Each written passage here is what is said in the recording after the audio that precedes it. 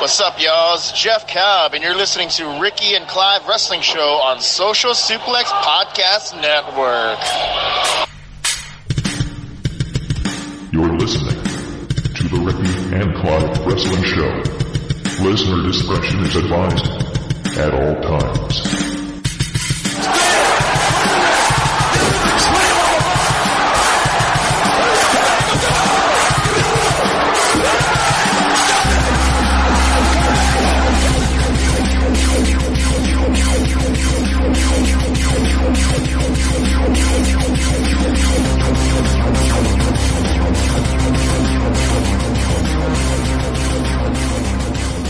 Hello, and thank you once again for downloading and listening to another episode of the Ricky and Clive Wrestling Show, part of the Social Suplex Podcast Network. My name is Clive, and I'm joined by my partner in crime, Ricky. Good evening to you, sir. How are you on this relatively snowy Wednesday night in Scotland? Good evening. Doing well. I have a sore back, though. I hurt my back at football. It's been kind of bothering me. Mm-hmm. But first and foremost, I want to give a shout out to one of my guys I work with, a guy called Eddie, who has said he will start listening to the podcast and will actually start going out his way to maybe even look at some wrestling just purely. Just to listen to us? Hopefully. Sorry? Just to listen to us, basically. He'll listen to us to show some support, so there we go. Good man. Well, a fucking great man, so he is. We've been getting training and work recently, and a mentor has come up from Liverpool. He sounds like Zach Gibson and he looks like Jordan Devlin, so I might have to say to him, listen, do you watch the old wrestling, mate? Purely because you sound like someone from Liverpool and you look like a wrestler. Aye. I also found out someone in my work, in fact, it's my boss. Well, answer to someone. Actually, is a bit of a wrestling fan as well. Oh, you need to get them on board. You need to get them on the show. So I think it's quite a casual thing. So I think he still talks about matches from years ago and stuff like that. I only actually found this out the other day. Well, he's a future guest then. It might do you good stead in your end year reviews. That's it. Unless he's either he actually is a wrestling fan or he's just making it up because he saw the wrestling figures I've got at my desk and decided, you know what, I'm going to try and bond with this guy or just to entertain him or take the piss out of him, basically. Who knows? Aye, so he's done one of those crash course Wikipedia researches. Pretty much. And he'll come up and say, aye, so Ricky, what about that WCW dying, eh? Unbelievable. And if anyone's wondering, my figures at my desk are one of Roman Reigns. These are all gifts, Christmas gifts from people in work. Seth Rollins and Eddie Guerrero. And soon to be Kenny Omega, Sammy Guevara and Brandy Rhodes. You could have a 6-person tag match. The battle for brand supremacy, WWE versus AEW. That's it, taking place in Glasgow. Then put it on YouTube.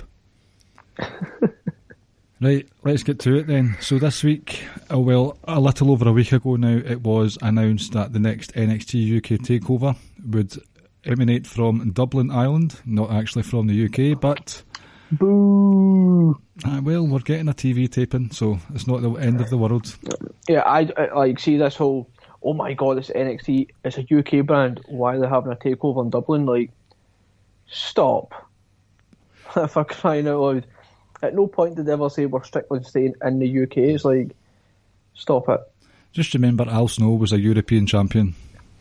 Exactly, and the current US champion is Mexican. Oh, and by the way, current NXT UK champion isn't even British. Mm-hmm. But anyway, I'm just booing because it's not in Glasgow. But they're saving Glasgow for the TV taping where Joe Coffey wins the title. Could happen. It could. Who does he beat for it though? Dragunov. Oh, okay. We'll get to that at some point though. Yeah, I have a different main event for Dublin, but okay. Well, we'll get to that. Right, so basically, Roundabouts now, it has been roughly 18 months since the first episode of NXT UK proper, taking away all the Royal Albert Hall and the UK tournament episodes. The first one's main event was Pete Dunne versus Noam Dar for the UK title. What were your thoughts? Obviously we were singing the praises and we did a special episode on that specific debut, but the first few months before leading up to the takeover, what was your overall impression of NXT UK?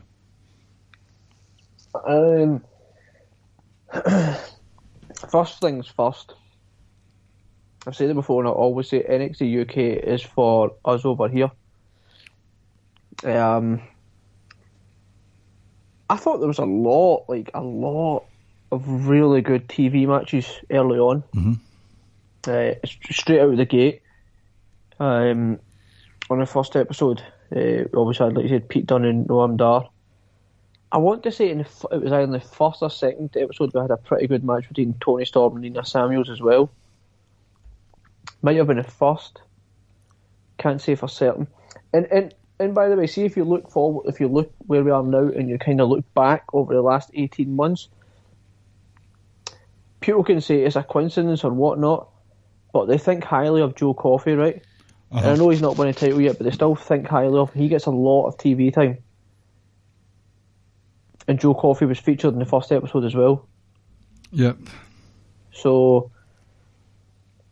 yeah, early impressions, there was a lot of good matches. The little couple of vignettes they had for Jordan Devlin were pretty good as well, bringing him into it. What I liked as well, and we're jumping forward a couple of months, was that we didn't necessarily put titles on Mustache Mountain haven't held the NXT UK tag titles.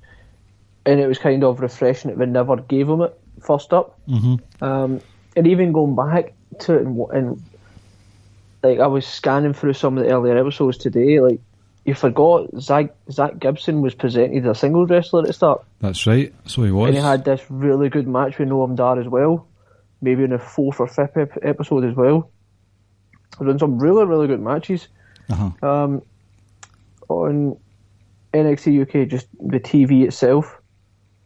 And obviously the Zach Gibson and Pete Dunne UK title match, that was just after the UK tournament. Yes, the UK tournament. Zach Gibson won it. That was also a really good match as well.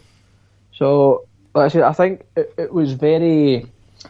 It was presented to me in the way NXT is, very focused and heavy wrestling. I think it still is. That was the strong point for me. There are some criticisms which we'll get to later, but in those first few months you had Pete Dunne doing a sort of championship tour with Noam Dar, Danny Burch, Jordan Devlin. They were all high profile TV matches before he faced Joe Coffey at the first Blackpool Takeover. So you were setting up a nice sort of very solid main event scene for the singles guys. The tag team scene was slowly but surely coming together. There weren't many tag teams out the gate that you would think, right, this is going to be, these are the guys to follow or sort of build the brand over or build a specific division over. And as you said, we kind of all thought that Mustache Mountain were going to be the ones. That wasn't the case. Grizzled young veterans came out of nowhere, obviously not on the independent scene, but with regards to their time on NXT TV, the tag team title tournament, the tag team division in general has just come on leaps and bounds, and I'll always prefer it to every other division, every other brand, every other promotions tag teams going just now. The women's, they had the tournament at the start, and I'm quite surprised to see Rhea Ripley win over Toni Storm, considering the clear interest that Triple H had in Toni Storm with her use at Blackpool before and Mae Young Classics and stuff like that. But Rhea Ripley came into her own early days there. So I think overall, when it comes to each division, they did a really good job of setting it up and cementing themselves as a sort of a brand to be taken seriously when it comes to competition. Sorry to cut you off here, bit of breaking news. Oh, right, okay. Lance Archer is officially signing with AEW. Oh, I knew that. That's a fucking great get, you know that? Is it? He's fucking awesome. Kind of expected it. Aye, because there But was not you get to see something. him every week. Was there not a tweet from All Elite Wrestling saying everybody dies or something like that recently? Yeah, and they've confirmed it now. That's a fucking that's a great signing. Get to see him week in, week out without much hassle. Hopefully he doesn't fight Moxley again. Yeah, man, he had a great sort of like last 7 or 8 months or so. Like, come on leaps and bounds from where he was, and yeah, great signing. Actually, really great signing. You sound very chuffed with that. I would have been. I couldn't care less if it was going to end up AEW or NXT. Either one was fine with me because you get to see him week in, week out, and it's convenient now. So I couldn't care less where he ended up. Just happy enough to get to see him every week. Aye. Sorry, on you go. I'd kind of just said the first few months was all about cementing each division. There wasn't much to be said about the mid or lower card. There were some positives. Dave Mastiff came out the gate, did very well for himself as well, but for the tag, the women, and the sort of upper tier men's division, they'd come out the gate well, and I thought I was very pleased heading into Takeover itself, the first one. And you need to remember, Zach Gibson and James Drake were just kind of thrown together as well. Aye, with regard on NXT, yep. Yep. So, and how quickly they gelled in my mind, like I said, became one of the true elite tag teams out there. Virtually untouchable in my eyes. So, and like I said, and early on, you weren't really going to get like full-blown storylines because you kind of had to introduce people to the crowd and the audience and who these people are, because a number of people might not have heard of or saw. So, but if you were, like I said, familiar with the British scene, familiar with certain companies here or OTT over in Ireland, you know, like you would have an idea of who certain people were, or certainly you knew who they were. So yeah, the first few months were really, for me, it was only until kind of December time, specifically Joe Coffey and Pete Dunne, that you started to get a storyline feel out of that. But a lot of the time it was just kind of highlighting and showcasing people and building people up and just sort of being like this is Jordan Devlin and this is what he does, etc., and exposing him further to other people who may not have seen him. So, like I say, the first few months was very wrestling heavy and wrestling driven, and that's the kind of stuff I want to watch. Aye. This gang warfare between Gallus and Mustard, or British Strong Style, was even better because it was that Scotland-England divide. Obviously they came to Scotland in April last year, but a lot of their tapings were down south, and the crowd behaved themselves because they were booing the bad guys and cheering the good guys, purely down to where they were. Like, I know the UK is a small piece of land in the grand scheme of things, but there's a lot of cultural divide between all these different counties and parts of the country, and I can't even remember if Zach Gibson, like, to sort of buck that trend, when Zach Gibson was in Liverpool, I'm not even sure he was cheered that much, just to show how good of a heel he is, but I can't remember. I might just be making that up. I can't remember either. I would assume he was booed because he gets booed everywhere he goes. So we got that first takeover in Blackpool. You were in attendance for it. Yep, me and my wife. And it was a thoroughly enjoyable night. Finn Balor shocked everyone with wrestling against Jordan Devlin. Thank God we got that instead of Travis Banks. Tony Storm beat Rhea Ripley. Dave Mastiff beat Eddie Dennis. The Grizzled Young Vets and Moustache Mountain. I mean, I know that there's a fucking great match. Match. I can't sing the praises enough for that match. That was a sort of a culmination of the sneaky hard work that Grizzled Young Vets had been putting in over the last few weeks leading up to the tournament final. You've just seen glimpses of it here and there. There was just wee small sequences that they were doing similar to the Revival. You thought, that's some right good heel tag team wrestling. And it just came to the fore in that match with Moustache Mountain. And although there might have been more exciting matches with the ladder match in in January there, and the triple threat title match, tag title match in August.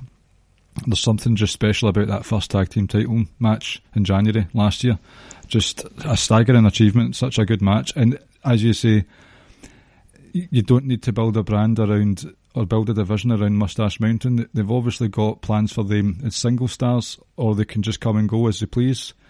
But building the brand around the grizzled young veterans was a genius move, because it all just clicked into place to the point where you had a really, really strong scene.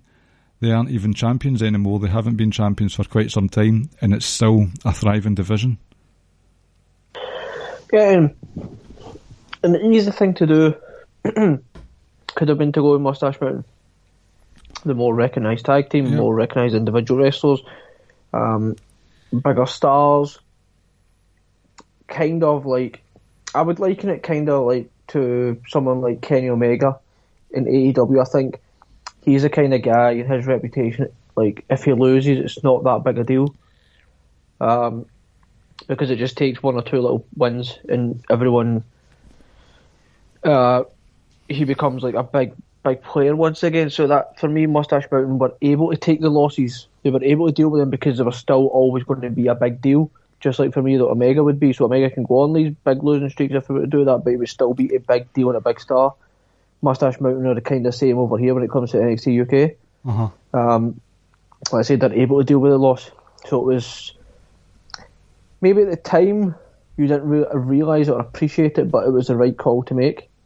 Because those two, James Drake and Zach Gibson, just, the chemistry got better, the little nuances got even better, their performances got better, and like I say, in such a short space of time, in the space of 2 years, they've gone from being nobodies to being one of the absolute very best tag teams in the world. Mm-hmm. To the point where it's looking very much like they will be regularly featured on NXT Florida going forward. Hopefully treated correctly. Well, I think they have, because not only have they been getting matches, they've been invited back after the Dusty Classic. They've intimated that they're going to stay after the Dusty Classic, and Zach Gibson gets regular promo time at Worlds Collide, after matches, before matches. Triple H is clearly a big fan of Zach Gibson, and I think there is a running joke where they'll not let James Drake touch a mic, because whenever he's about to speak, something happens, but he's probably just horrendous on the mic. But they don't maybe, because he also tweeted out last week or the week before of him standing in a ring with a microphone in his face, and he had this look in his face, and he tweeted out saying, "Zach, what do I do now?" kind of thing. And Gibson tweeted with the Forrest Gump gif where he's running out the garden is when he was going to go on his run initially. So yeah, there could well be, who knows. But post Takeover, obviously, being there live, and I say it at the time, and I still maintain it, that main event, a lot of people felt it was 5-10 minutes too long. It didn't feel like that live, and I think Rance always talks about it, that there's a different perspective watching something live and watching on the TV. You've got to watch on the TV to kind of understand where other people are coming from. Mm-hmm. And that was true, and I went back and rewatched it, and I could see why maybe people felt it was too long, but watching it live, it felt perfect. Obviously, the big thing was Walter coming down. Yes. And then the start of the programme with Pete Dunne, which led to two absolute classic matches. One at Takeover in New York. Mania weekend. Yep. And the other one took place in Glasgow that we got to watch live. That Mania one was one of the absolute... Like I said at the time, I felt that was going to be the match of the weekend, and I think it was match of the weekend. That match was fucking tremendous. So it was. It was just... So next 3 months or so after NXT Takeover Blackpool, the first one, it was just building and building towards Pete Dunne and Walter. And Walter coming in,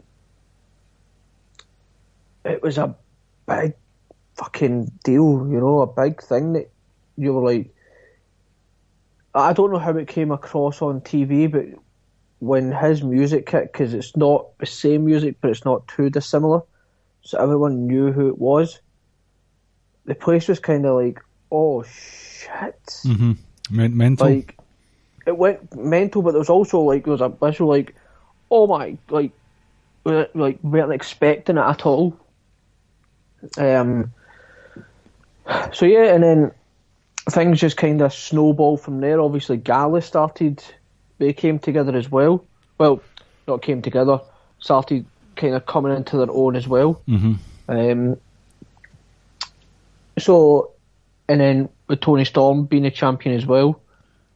So things started to pick up and start to snowball, and for me it just sort of got better and better and better. You know, obviously we lost Pete Dunne. What was it, like 6 months ago or so? Basically, when just before, see that Pete Dunne's match with Velveteen Dream and Roderick Strong at that takeover, it was round about that time where Pete Dunne was basically full-time full-time Floridian. So, and it was a blow to lose him, but I think there's still enough top-end talent for now, but I think they need to bring in more top-end talent, I think. I could maybe name about 4 or 5 guys who are at the like top-end talent. I think Walter falls into it. We're obviously going to say Joe Coffey. Yep. For me, Jordan Devlin. Very I think much Dragunov could fit into that. I think A-Kid at some point will. Talent-wise, of course. I think you just kind of need to build him and build that momentum up. Obviously, Tyler Bray and Trent Seven, but currently, if they were to split them up completely and officially, then yes, both guys. But I still feel there's. I think I need a couple more. I think. Well, you've mentioned 4 men there. Jordan Devlin is destined for greatness. We both firmly believe that, and it's not just the 205 title either. I mean, you look what's coming. Look where the next takeover is going to be. That has to be the main event. I think they could go Dragunov because there's already a story kind of there. There is. And I was talking to Ransford earlier on, I was like, I think they'll probably go Walter and Dragunov, but if you're asking me what I want, it has to be Devlin. The place will lose their fucking shit if he wins the title. I think there's a multi-man coming. I know we're sort of jumping all over the place, but so be it. I think Devlin's got Jordan Devlin needs to be in that main event because you can't have the first takeover in Dublin and you're only, as far as I know, I think the only Irishman on the roster, and not have him, in my opinion, in the main event. Yep. I think he needs to win it as well. And don't forget that Finn Balor has been announced for upcoming tapings of NXT UK. Is that in Liverpool? I don't know, in fact, where it was. I know they've announced which city he's going to be in. I just don't know. Which offers up an interesting question, because with the whole carry-on between Tommaso Ciampa and Johnny Gargano, Adam Cole is currently without a number 1 contender, and it's not that far away that we've got an NXT takeover for WrestleMania weekend. Technically, if you're looking at the sort of hierarchy, Finn Balor beat Johnny Gargano. It would make sense for Johnny Gargano to take on Ciampa at takeover, but is that the plan if they've got an Irish takeover coming up and he's going to be at future NXT UK tapings? Will he be pulling double duty perhaps? So what, you think Finn's going to be at the UK takeover? Mm-hmm. Oh, I mean, come on. Arguably the biggest sort of export they've had from Ireland, taking away Sheamus maybe, and Becky Lynch, but they two are busy on the main roster. So who are you going to have? Finn Balor? I'd put Finn above Sheamus. Definitely. Take into account Sheamus' career though. I mean, if we're talking about kayfabe, of course, but Finn was a big deal. Like, over in New Japan, dude started Bullet Club. He did. Sheamus was involved with League of Nations though, Ricky, come on. That's true. And I don't want to downplay what Becky's done the last year or so. But that's what kind of puts her over the top. If Becky continues to wear those meme sunglasses, I will put her down any opportunity I get. Sorry, Shayna's going to put her down at WrestleMania. I hope she breaks those shades first. There. Hope she breaks her fucking jaw. I love Shayna. Aye, anyway, she's great. I don't know, because for me, I think I've just got in my head that Volter's going to lose it to Jordan Devlin, I hope. I think he will. And I personally wouldn't bring Finn in just for him to lose to Volter. Nah, he might appear. He might have a match, but I think it's either Dragunov or Devlin that faces Volter at NXT UK Takeover Dublin. Well, there's two months away for the takeover, and one of the positives I was going to say about NXT UK is, to me, there is a clear hierarchy of where people stand in the roster, especially with the men's division. The big guns, the main eventers, those are the guys that take on Volter at takeovers. Joe Coffey, Tyler Bate, Pete Dunne, right? Pete Dunne's out of the picture now. The title matches that Volter defends on TV, you've had Jordan Devlin, Travis Banks, you're going to be getting Dave Mastiff soon. I can't wait for that one. Oh, you know who's going to like that match? Who? James Boyd. he likes him some Mastiff. Mastiff's great. I think that's going to be just two big fucking dudes just throwing haymakers at one another.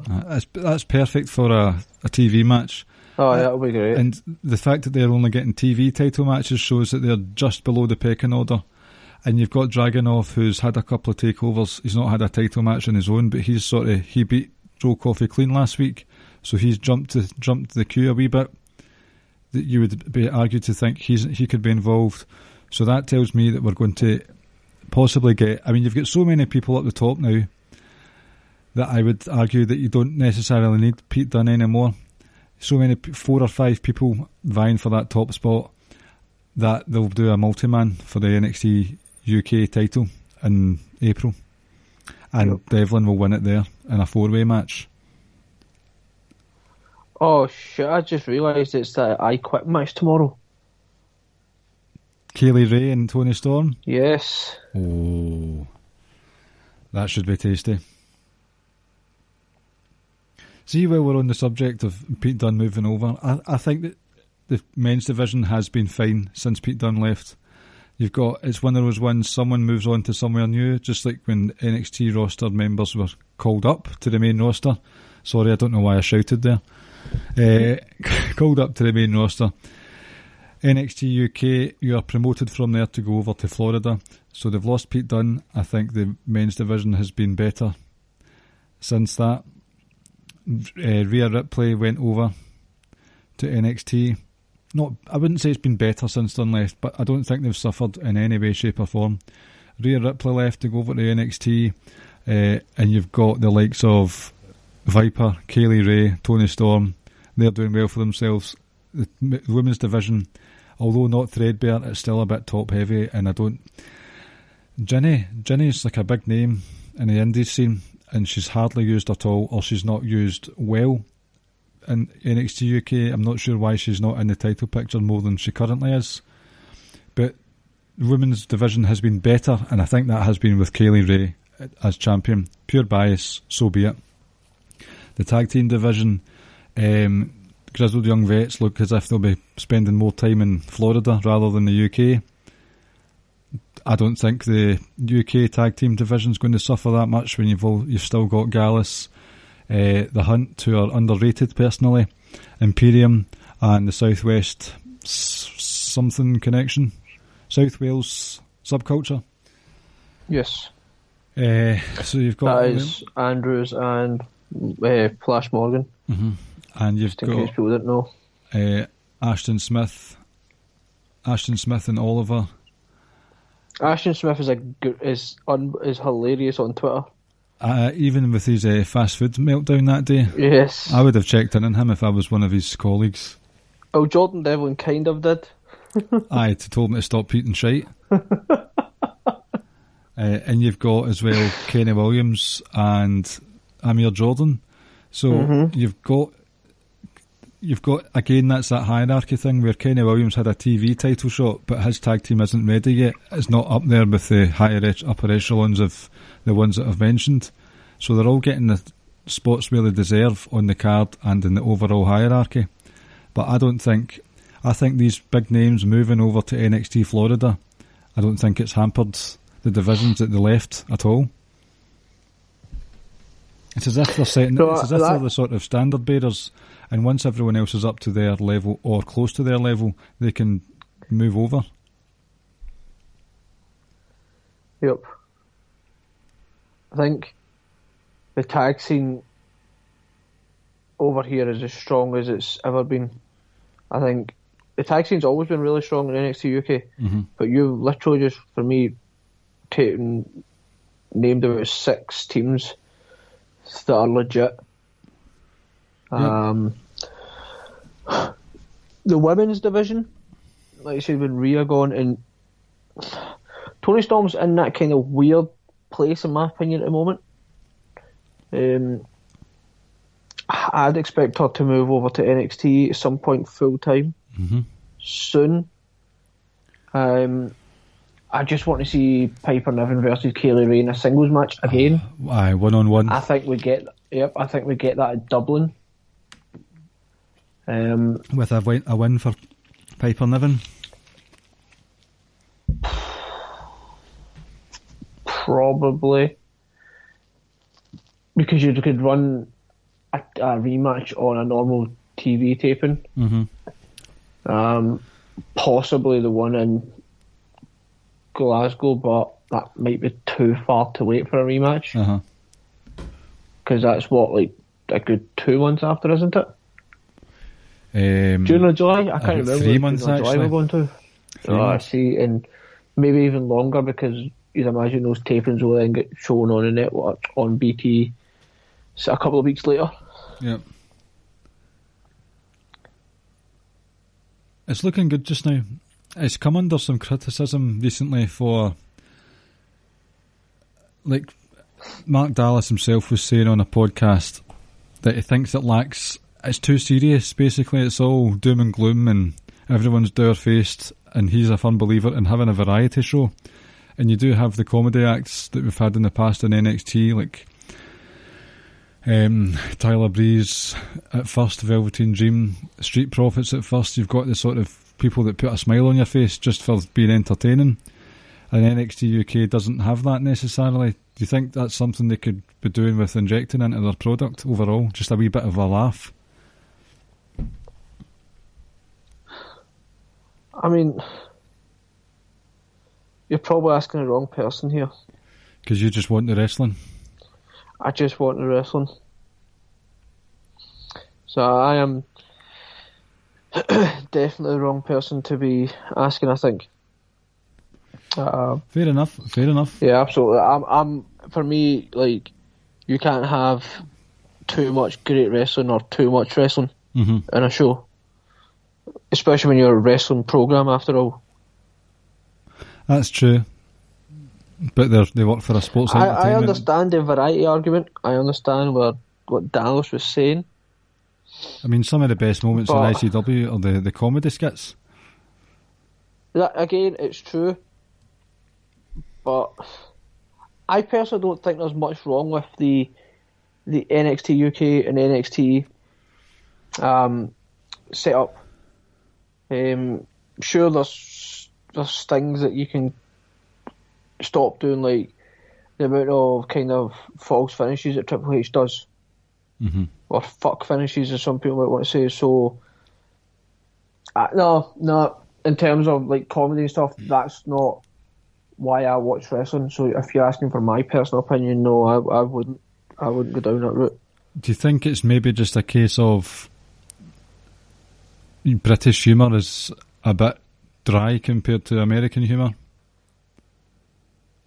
And the things that we try to pull off. I don't think there's no thinking about that. Like, I think our personalities and humour are very, very different. I think, I think if you brought just a normal American over here and you listen to some of the stuff that we say to one another, I think they would be like, why are you constantly offending and saying stuff to your friends? I mean, I can't imagine too many places in the world where you can say the C word in both a negative and like in a good way. What, like Cena? No, that's just a bad word overall.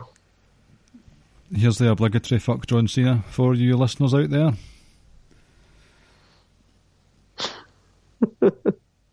How on earth did we get to John Cena? We're talking about NXT UK and somehow John Cena's coming into this. Well, I associate him with the C word that you're talking about, so there's that.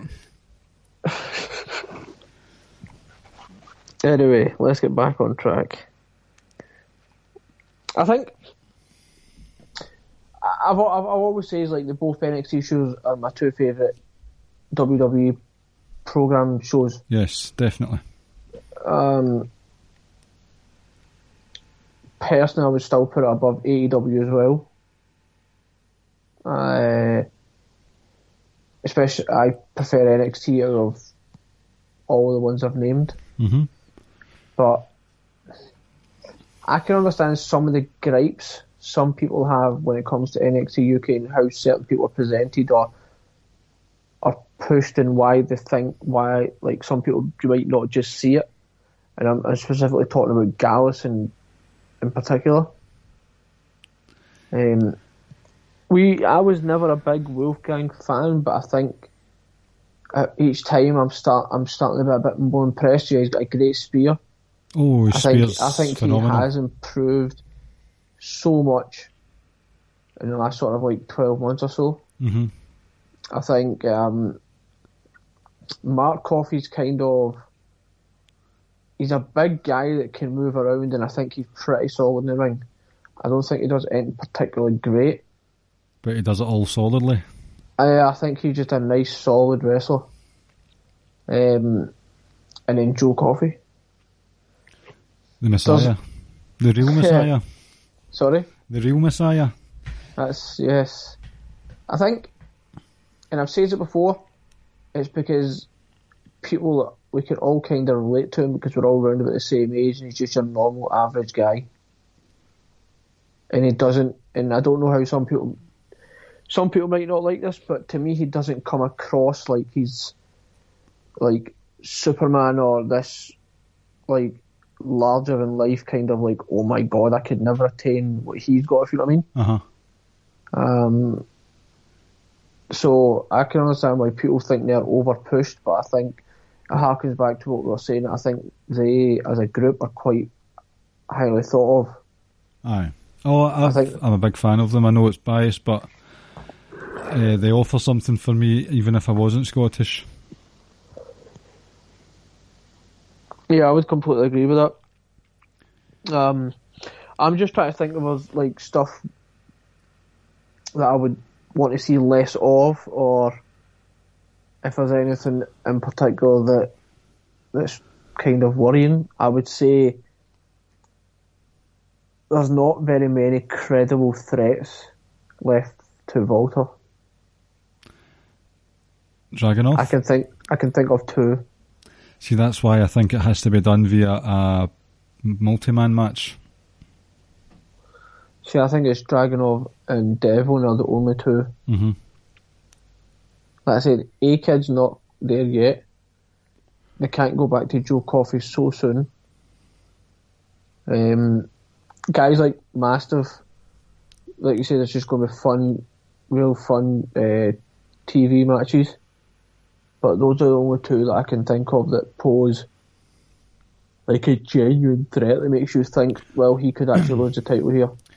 Well, put it this way, I don't think that we're going to have another title run as long as Pete Dunne's. No, that was what? 700 600 something days. Aye, and we're not at 365 yet, but I don't think it's going to be anywhere near as much as that. Especially if they've got these plans. I don't know what the plans are with Walter. He seems to actually do quite a few US dates, which flies in the face of what he said before. He was on NXT for a wee while towards the start of the USA deal. Survivor Series weekend, the odd Raw and SmackDown. I know that they were in England, but on the face of it, do you know what I mean? Mm-hmm. I just don't see him being the champ for much longer. And I think the only way to do it, believably... I think he loses it in Dublin. Mm-hmm. But I think it will be in a multi-man match. So who in a triple threat or more? 4. So let me see. Devlin, Dragunov and... Coffey. So who takes a pin?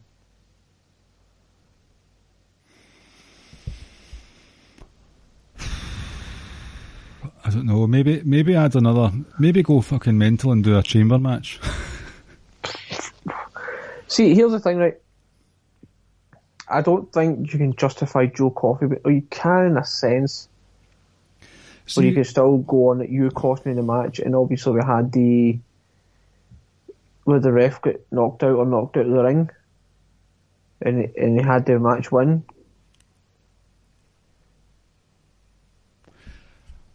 Maybe we're just overthinking it. Yeah, I think it's Devlin or Dragunov.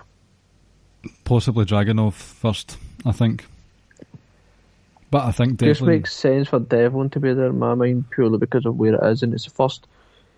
It's the first showing, not even just Takeover, but it's the first showing out with the UK. Mm-hmm. I don't know. What I'm liking about 2020 for the UK brand is that there looks to be growth, because not only have we got this BT deal where NXT UK is being shown on cable telly, Sky TV, whatever you want to call it.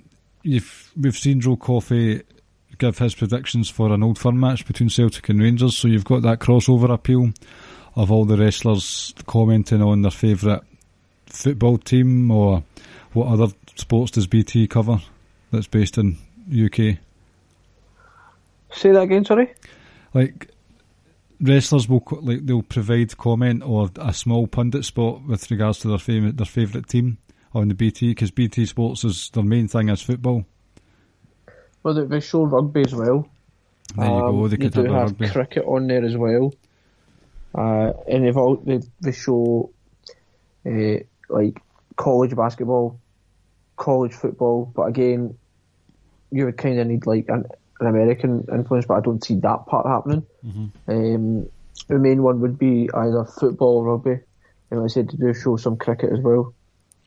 Aye, it's just an opportunity to get some of these wrestlers' names out there further afield, because BT Sports have went all in with this promoting WWE. No, without a doubt, it was everywhere in the build up to it, and it still is. And look at the whole stuff that's going on with Drew McIntyre as well. If he ends up the champion leading up to it, BT Sports may as well just call itself McIntyre TV for a few weeks in the build up to Mania. So there's going to be a lot of eyes on just British wrestling in general. And then, most definitely. Most definitely. So there's that side of things, the sort of the TV side of things. With another takeover in April, you would assume that there's going to be one again in August, so that's already one more takeover than last year, which helps sort of get you a more regimented TV, because there was a whole 7 months between two takeovers before, January and August last year. And while there was some good storylines being told, I think you need big blow-offs more frequently than 7 months, personally.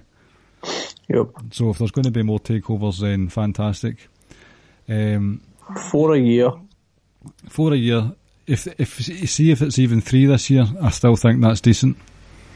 But I would take 4. And I think that early January slot seems like that's here to stay. That's the Blackpool is basically UK's Brooklyn. I think that's what we'll do. I think the Blackpool one will always be the January one, and the other ones will move around. Mm-hmm. So you could go January, and then you probably go April, and then you're possibly looking at early August to then going again, maybe in mid-November-ish, and it gives you sort of like 7 weeks or 8 weeks to build up to the January Blackpool one again. Yeah. Other signs of growth are you've got these people, say for instance there's people who haven't watched NXT UK and they see the likes of Rhea Ripley and they see they've obviously seen done before, but the grizzled young vets, and they think, I actually quite like them. I wonder what the UK brand's like, so they might get more eyes on it because of the new faces on NXT Florida. But if you've got the likes of Finn Balor going over, there's going to be some Finn Balor marks out there that will watch anything he does. That's bringing in more eyes. So I think the tail end of 2018 and 2019 was just sort of setting things in stone. Here's the divisions, here's the wrestlers that we've got in 2020, let's grow things. With the likes of A-Kid, they've signed a few other women as well, which is good to see, because that is the one thing that I think is not damaging it, but that's the biggest detriment, is just how not strong. Lack of depth. Aye, it's just the rest of the division's not booked strongly, and that can be a criticism levelled at a lot of the places in WWE. There's not really much for the mid-card women to sink their teeth into, but it's almost like if you're not in the title scene, we don't have anything for you, we don't really have an interest in you until we decide you're going to be in the title scene. Which is shit, really.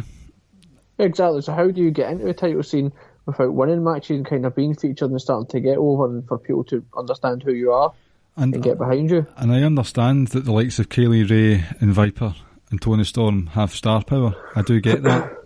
But the only way you're going to be stars is if there's a symbiotic relationship between Triple H or Shawn Michaels or whoever's in charge and the wrestlers.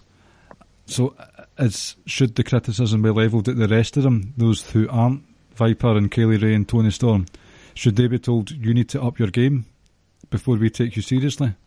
Possibly, but I also think there is they're very top heavy, and not just in the way they're booked. I mean, like talent wise. Mm-hmm. I think there's a distinctive gap between these three, and if you throw Rhea Ripley in there when she was there was a distinctive gap between the top females and then the next group. Everyone else. Which I and don't. Not just because of the way they were booked, but just talent wise. Mm-hmm.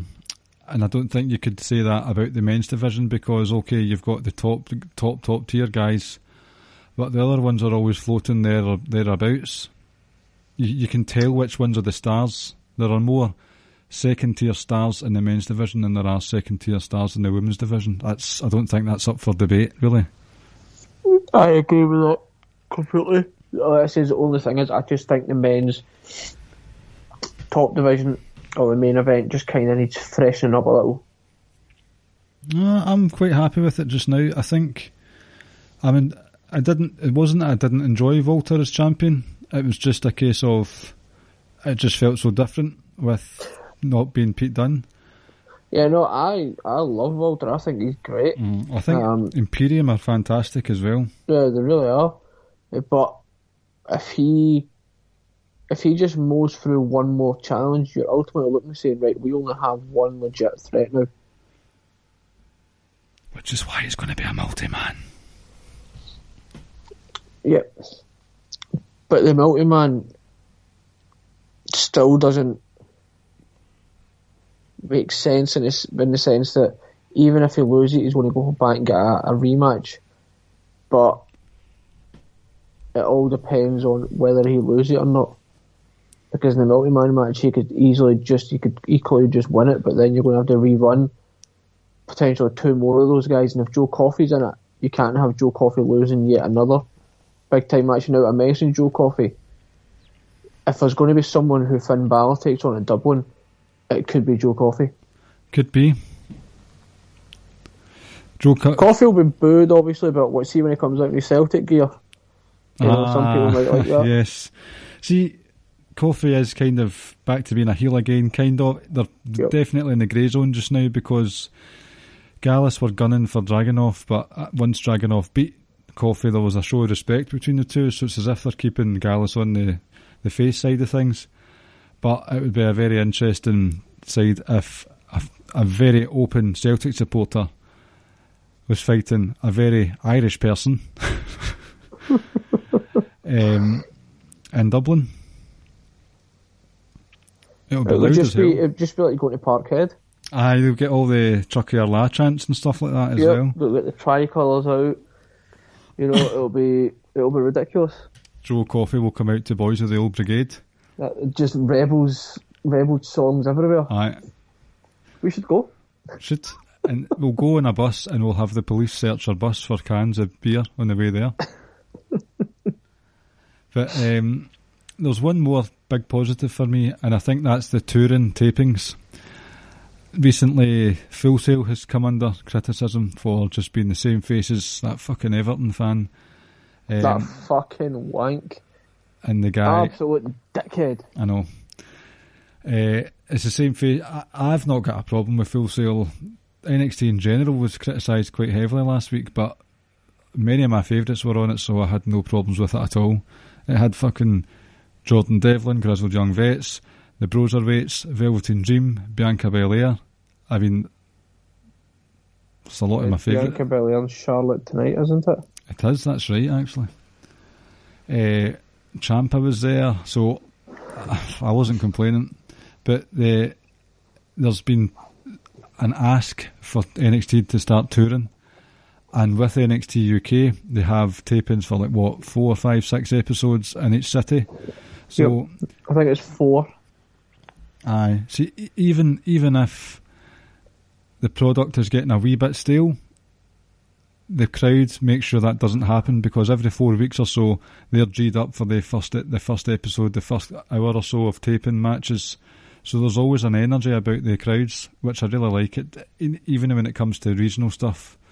When, for instance, they went to Glasgow and Gallus were cheered out the building and stuff like that, I think it just adds a good dynamic when you've got such a gang warfare, gang mentality driven British Isles, and they're all touring all over the place. It just keeps things fresh for me. Really like it.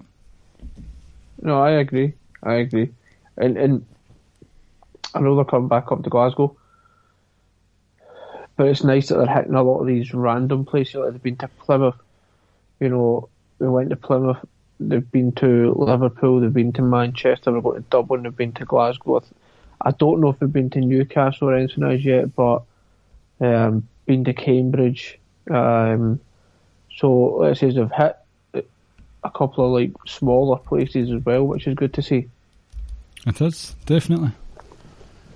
So overall, 18 months in, it's been a fun ride. There's been fantastic TV matches that have stood out for me in the likes of, I'll go on about it to the day I die, Mark Andrews versus Fabian Eichner, Jordan Devlin versus Walter, a couple of the tag team title matches that Grizzled Young Vets had defending. I think it was Kenny Williams and Noam Dar. That was sensational. Mm-hmm. Like I said, even Pete Dunne versus Noam Dar in the first episode as well. Zach Gibson versus Noam Dar. Gallus versus British Strong Style. Yep. A-Kid versus Jordan Devlin, which was disgracefully good. Mm-hmm. Just so, see, even if you're not bothered about where wrestlers are in the hierarchy, who wins what, who goes over, if you're looking for good wrestling matches, then this is one of the brands that you're guaranteed one every week, like a cracker of a match. A few weeks ago, The Hunt took on frickin' Riddick Moss and Dan Mather. Shout out to Rich Mather. Is it Riddick? So the fact that you said Riddick. Who's Riddick? Someone you've made up. Right. Maybe I'm getting confused with Kendrick. The Outliers versus The Hunt was a sensational match out of nowhere, but Riddick Moss is on the main roster now, so we might not get the Outliers tag team, which I'm actually quite sad about. But you've got so many great matches all up and down the place. You've got a strong, dominant stable in Imperium, great tag team division, a starting to improve women's division, which needs bolstering big time. And for me, I know we've not agreed on this tonight, but an open playing field where it could be a matter of time before anyone wins that title. Jordan Devlin's on the cusp of greatness, and all is well. I think it's been a strong 18 months overall. Yourself? Yeah, I would echo everything you just said. And like I said, I would just hammer home the point that it's not going to be to everyone's taste, but a lot of the characters and a lot of things that happen appeals to people over here. Yep. So it will never ever probably reach. It will never reach what NXT is. But I don't think that was ever the plan. Well, yeah, you would love to, obviously, and you don't ever stop trying. But in a realistic sense, that it was never going to do that, and what it was just an extra brand for us over here, and for us to see a lot of these great talented wrestlers week in, week out. Yeah, I think it's been a really good 18 months. Some of the best wrestlers in the world are currently there. And like I said, I think Jordan Devlin is just great, as is Walter. Grizzly Young Vets, one of the best tag teams in the world. One of the things that I would like to see an end to are these special random appearances from guys over in WWE, quote unquote WWE proper, or NXT. I get bringing Finn, etc. over and Cesaro to help bolster it and give it more credibility. But I think at some point you need to stop doing that. At some point, but it happened for NXT in the early days as well. Cesaro. I get it. I do. But I think, like I say, I wouldn't do it all the time, and I would maybe not want to see it get done again after Finn for the rest of the year. That's fine. I would say the same, but I'm interested to see what Finn's going to do, put it that way, especially as it... Oh, yep. If what we perceive to be the case for NXT, and that he's going to be the next in line to challenge Cole, could we even see an NXT title match at Dumplin'? Is that a possibility? I think it's Joe Coffey, the more I think about it. Right. I think we're going to get Finn and Joe Coffey. See, one thing you said there, it's not going to be as good as NXT. In some ways that is 100% correct, but I don't think the takeovers have been subpar at all. I think the takeovers have been sensational. Yeah, but I wouldn't put it on the same level as a normal NXT takeover. But I think when you collate some of the best matches under a WWE umbrella, you're going to get a lot of NXT UK matches there. Oh, aye. I think Tyler beating Jordan Devlin is going to stand up against most matches you'll see this year. The Cardiff tag team match as well will stand up against just about any tag team match you'll see this year. So you still get those moments, like I say, the best match of WrestleMania weekend was between two NXT UK guys. Yep. Last year, so it won't hit the heights of NXT takeovers, but it's still hit a pretty good height. They still set a very high bar. I would say they still produce some, like, I think on average, I know it's only been 3 takeovers, but at least 3 of those matches have been absolute fucking bangers. I would still say that the takeovers in UK together have been better than maybe just the majority of the NXT takeovers. There have been some absolute screamers. I wouldn't agree with that. I know there's been some. There's some. I'm not saying all of them, but I'd say, see the early ones you're talking about, like when they had them in Full Sail. A couple of the not Brooklyn, but the earlier sort of ones when they started doing arenas. The takeovers in UK have been better than them. You've got the ones like New Orleans, and the one before that where Almas won the title. I mean, they are absolutely belters. The one last week as well was excellent, but it's up there in the conversation for me.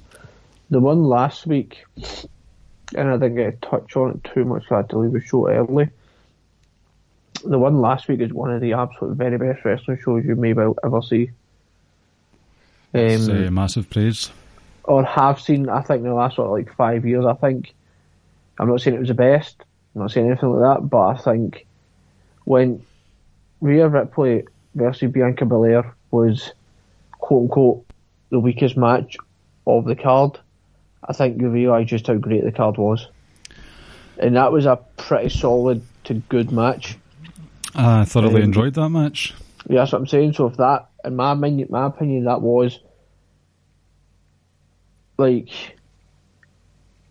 I would, if I had to rate them, rank the 5, that would probably be the 5th or 6th match. And I think, like I say, that shows you how high the bar was, and that match was good.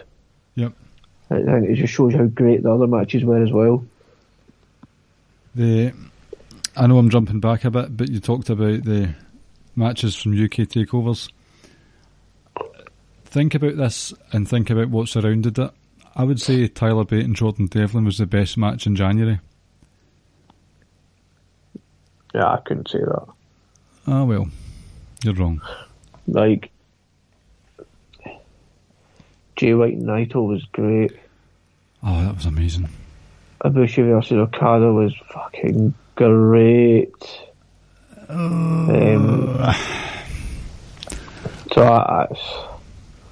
hell of a lot of posturing in that one. Couldn't say that. I don't even think that's. Maybe it's been recency bias now, but it may not have even been the best WWE match this year. Bate and Devlin. Oof. Like, I think, gun to my head, it's probably 1 or 2. Right. I mean, what's the other one? From last week. Was it great? Lost. Wait, where the last week's takeover? Portland.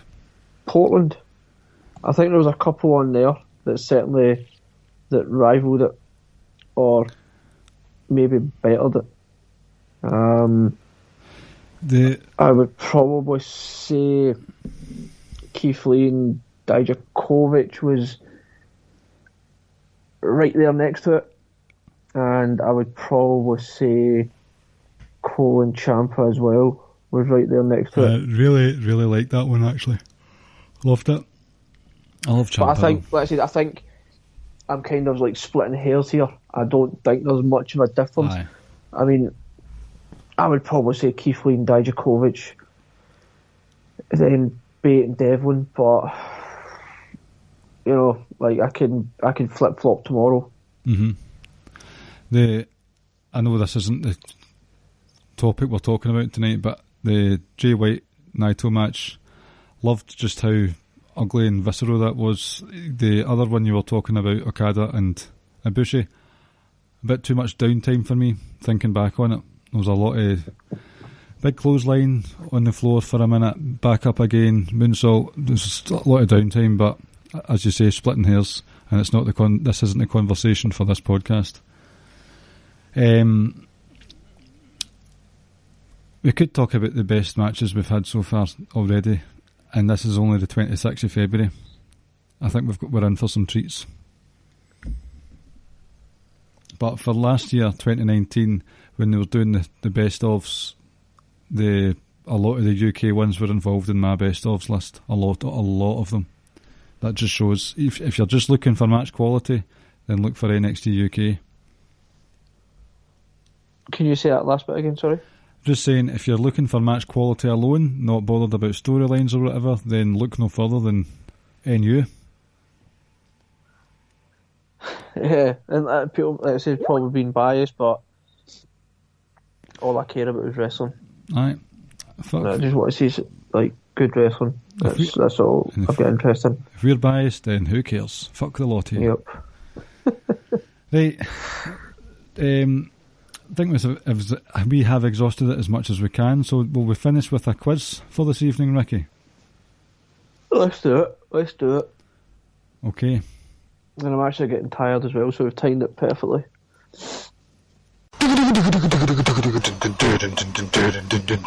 It's fucking quiz time with Ricky and Clive and friends. A fucking WWE quiz. Right, here we go. So it's an NXT UK quiz. Right. And I'm kind of annoyed because we've actually spoke about several of these things. Question number 1.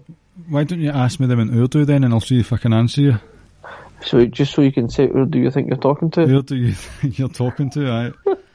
The best racist joke of all time. Yep. So question number 1.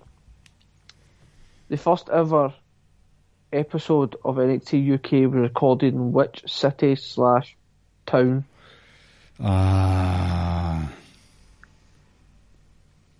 Was it Plymouth? Cambridge. So it was, and I feel as if this question's been asked before. Probably. Question number 2. Which match opened that show? Opened that show?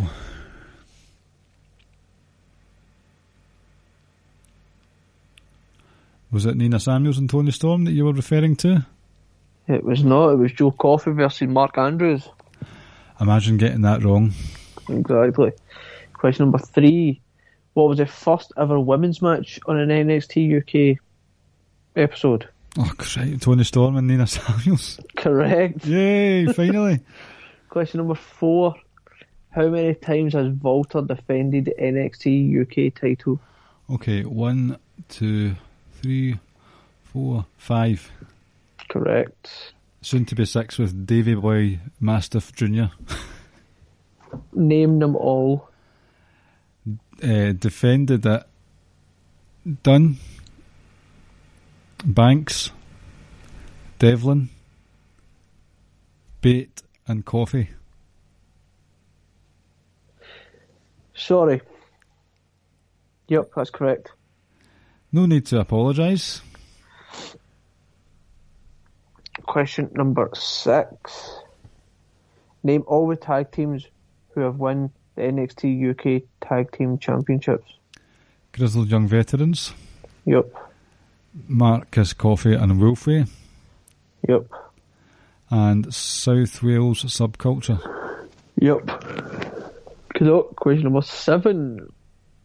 Devlin's first NXT UK TV match was against who? Ligero. Tucker. Ligero, I think, was his second. Right, okay. Question number 8. In the Glasgow tapings, who was involved in a fatal 4-way number 1 contender match? Travis Banks, Joe Coffey, Jordan Devlin and Dave Mastiff. Correct. 9. How many episodes have there been so far of NXT UK? Oh, you can't be serious, Jeff. Come on. So, you have multiple choice here. Okay. Either 84, 88, or 94. Right, let me do So some... it was 84, 88, and 94. Wow. Right, 52 plus 26 is 84. Correct. Yes. Question number 10. Name each of the women's championship match that has taken place at each takeover. First one was Tony Storm versus Rhea Ripley. Second one was Kaylee Ray versus Toni Storm. And the third one was Kaylee Ray versus Toni Storm versus Piper Niven. Correct. So you got, let me see, you got 1, 2, 3, 4, 5, 6, 7 out of 10. That's pretty outstanding. Not bad. Not too bad, actually. Not too shabby at all. Thank you very much. Like I said, I was frustrating because we kind of covered a number of those things earlier on. Almost all of them. Yep. So, ladies and gentlemen, thank you very much for listening to this week's episode of the Ricky and Clive Wrestling Show, part of the Social Suplex Podcast Network, where you can find other shows such as One Nation Radio, Keeping It Strong Style, Grown Men Watch This Shit, Get in the Ring, and All Things Elite. Leave a 5-star review on Apple Podcasts or wherever you get your podcasts. You can get these podcasts sent directly to your email inbox if you press the subscribe button at socialsuplex.com. You can get some columns there as well. Speaking of columns, I have the brand extension series on Lords of Pain. Check them out. I'm 4 deep now. There's some innuendo there, but Yes. I'm off thingy now. If you want to give us money and make us podcasting house husbands, go to the Social Suplex page of ProWrestlingTees.net. Get a nice Ricky and Clive t-shirt, as well as if you want to splash out, get some Social Suplex ones as well. Or you can press the button on our show notes on your podcast app to donate directly to the show. There is a Wrestling Squared Circle Facebook group where we are all there to talk about wrestling, funnily enough. And we are at Ricky and Clive on Twitter. Ricky? Yes. I've got to hold my hands up. I'm thoroughly excited about the Kenny Omega Pac Ironman match tonight. I cannot fucking wait. It's going to be so good. So I normally don't watch AEW until I get home. So I watch NXT UK. I watch NXT first normally on my way to work, and then during work as well. But Pac Omega is the first match I'm watching tomorrow. Even if it's the main event? Wait. Even what, sorry? Even if it's the main event of the show, the episode? I'll just skip to it. I don't think I can wait. I'm very excited. It's going to be that fucking good. And if the episode is enough, I have seen one episode so far. And it was a bit ho-hum. So I'm hoping this one is enough to Revolution should be good as well. Well, if this episode does enough to get me hyped, then I'll check out Revolution. But I'm here for the Iron Man match, big time. Oh, without a doubt. Without a fucking doubt. We'll touch on Revolution next week, I think. For the sake of journalism, I will check it out and review it along with you. I can give you that newbie review. Well, I mean, the idea was to get Caleb on, and I gave him like 4 weeks' notice, and he's fucking bailed on us. He's not bailed on us. Yes, he has. His boss might not let him out of his job. I gave him 4 weeks' notice. Ricky, I can't get some days off in July. Now, This is fucking February. you fucking know what the civil service is like, pal. Listen, let's not tell people what our actual jobs are. I'm a postman. No, I'm not having it. Well, don't tell him then, not me. Yeah, so Revolution, it's going to be good. There's about 4 matches there that are just going to be, my lord. What's the tag team title match? It's Omega and Hangman versus the Bucks. Oh, Christ. I knew that's why I was laughing. I knew you were going to say that. We got Moxley and Jericho for the title. That's going to be Hochin. I'm actually looking forward to it. We got MJF versus Cody. Fucking hate Cody, Cody Rhodes, but I'm actually looking forward to this match. Because after all, Cody was, bearing his soul for us to watch. Cody Christ, you mean?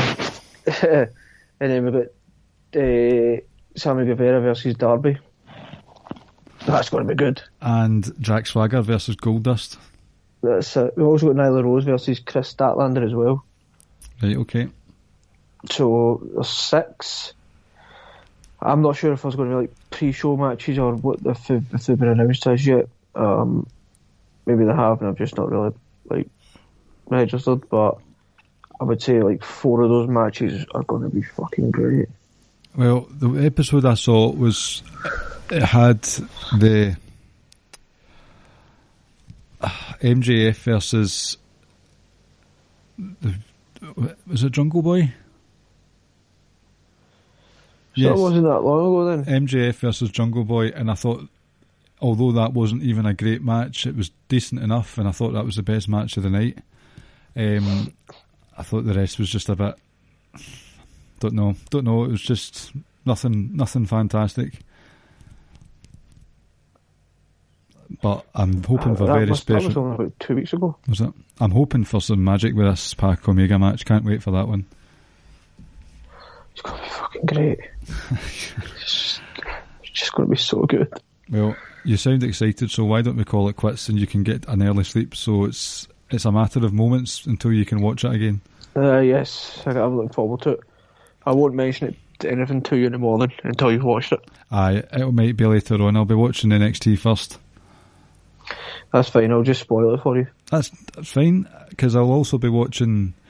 There's going to be the early showing of NXT UK because the Super Showdown, so AEW can wait, because we've got an I Quit match between Kaylee Ray and my least favourite woman, Toni Storm.